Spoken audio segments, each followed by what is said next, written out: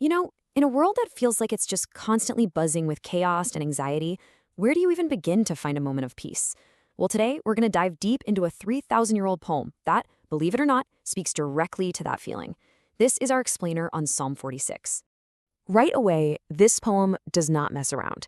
It starts with the absolute highest stakes you can imagine, a picture of total cosmic collapse. I mean, this isn't just a bad day we're talking about. This is the foundations of the world crumbling. It grabs you immediately because it taps into our deepest fears.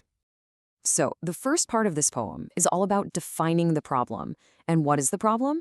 It's that the world we live in is fundamentally, terrifyingly unstable. The author wants us to sit with that feeling of chaos right from the get-go. And just listen to the rhythm here. It just piles on these images of turmoil, one after another.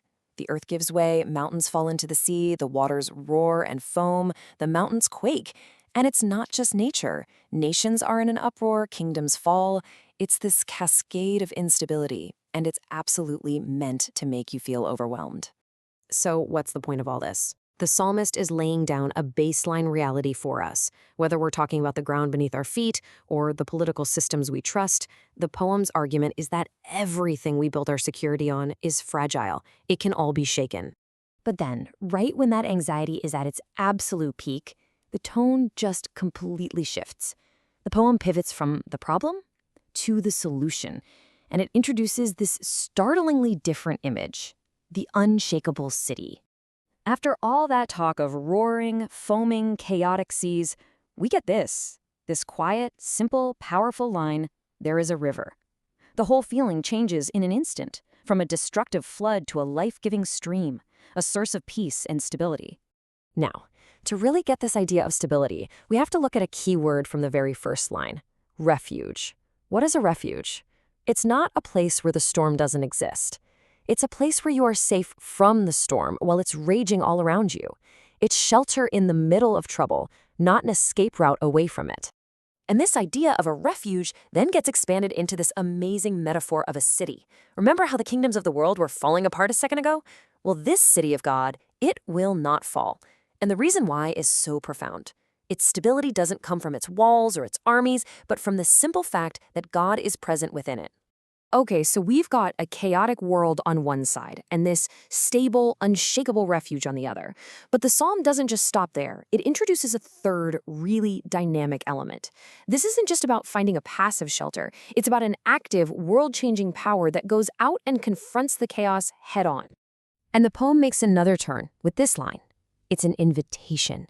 It shifts our whole perspective. It's like it's saying, okay, stop staring at the chaos for a minute. Come over here, you gotta see this. And what are we invited to see? This incredibly decisive act of peacemaking. I notice how specific it is. This power makes wars cease by literally and systematically dismantling the tools of war.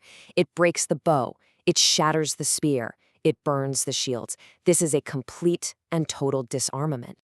All of this, the chaos, the refuge, the power, it all builds to the absolute heart of the poem, its most famous and powerful line.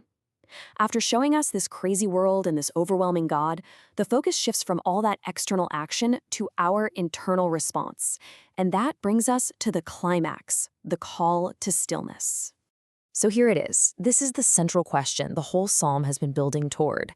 If the world is falling apart around you, and there is a power that can single-handedly stop all conflict, what is your role in that? What are you actually supposed to do? And there's the answer. It's a direct command, spoken in God's own voice. This is the narrative and emotional center of the entire piece. Everything we've seen, all the chaos, all the power, it all funnels down into this one profound instruction. Now, it's so important to get what be still means here.